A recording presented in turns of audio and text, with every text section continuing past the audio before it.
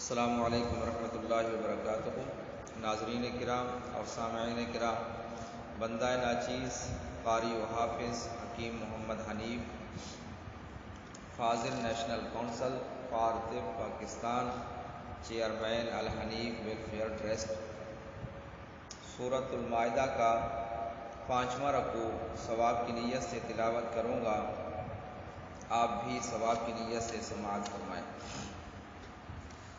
اعوذ باللہ من الشیطان الرجیم، بسم اللہ الرحمن الرحیم۔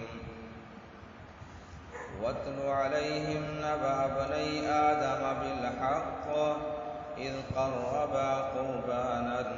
فتقبل من احدہما ولم يتقبل من الآخر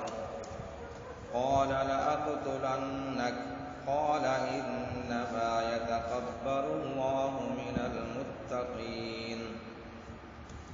لئن بسطت إلي يدك لتقتلني ما أنا بباسط يدي إليك لأقتلك إني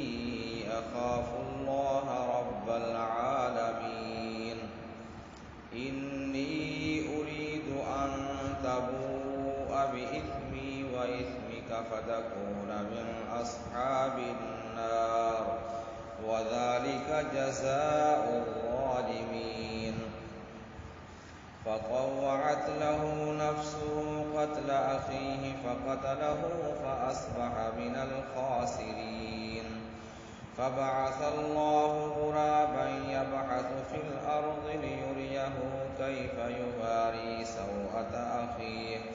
قال يا ويلتى أعجزت أن أكون مثل هذا الغراب فأواري سوءة أخي فأصبح من النادمين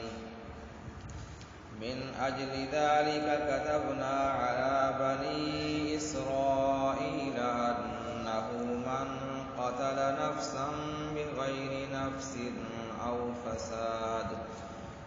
فساد في الأرض فكأنما قتل الناس جميعا ومن أحياها فكأنما أحيا الناس جميعا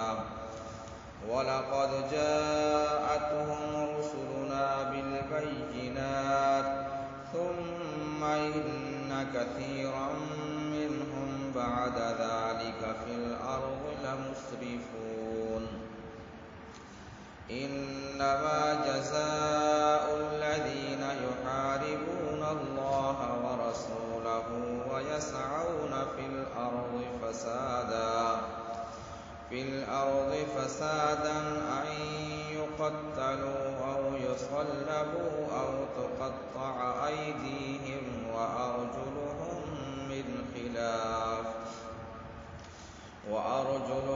من خلاف أو ينفوا من الأرض